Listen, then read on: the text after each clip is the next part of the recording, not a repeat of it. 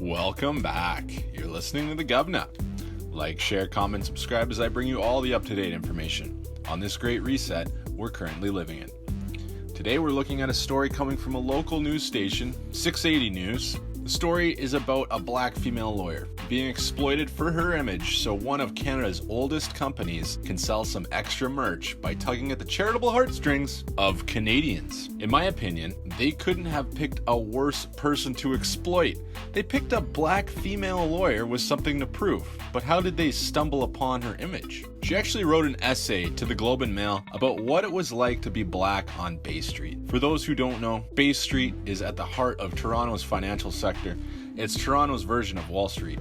Top 1%ers only. I read about half of the essay before realizing how boring and long it is. I don't want to discount people's feelings, but as I read this essay, I saw a lot of myself in it.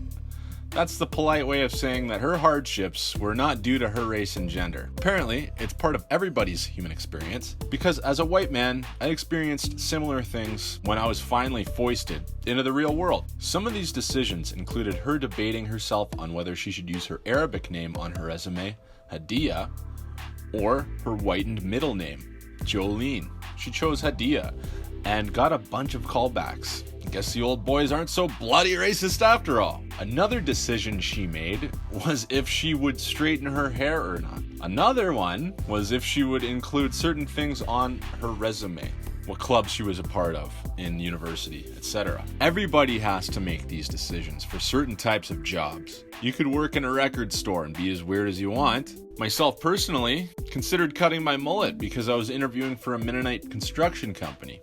I decided against that.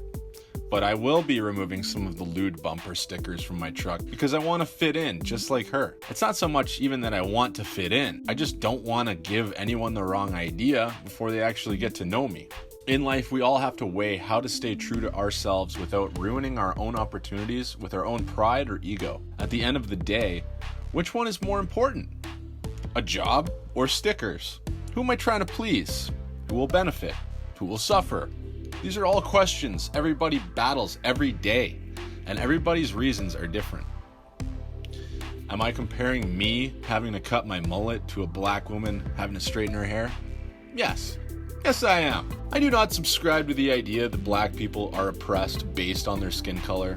They may have been during the slavery and Jim Crow eras, but it's been almost 60 years since the Civil Rights Act was signed, and since then, anyone can do whatever the hell they want, and the only thing stopping them is themselves. If you read her article, she beats herself up a lot, and again, reminds me of myself. We all talk ourselves out of things for reasons unknown. For this reason, the most detrimental thing you could do for the black population is to tell them that they won't have certain opportunities because they lack the privilege whites have. If I had that playing in the back of my mind constantly blaming all my problems on the white man keeping me down, who knows where I'd be right now? Life after school is fucking hard. Everyone except rich kids start off with basically nothing. When I was 19, I moved into a one-bedroom apartment that I paid $630 a month to rent and made $9.85 an hour working as a cook in a theoretical physics building. The job wasn't even full-time until I told my employer that I moved out and had to make more money. I'm getting off track a bit here. Back to the 680 News story. The Hudson's Bay Company, otherwise known as The Bay, launched a charity campaign titled, quote, "Give money, get change," which is a pretty pathetic slogan if you ask me. I digress. The charity is set up to function as a support for people of color to gain financial assistance for education, employment, and empowerment.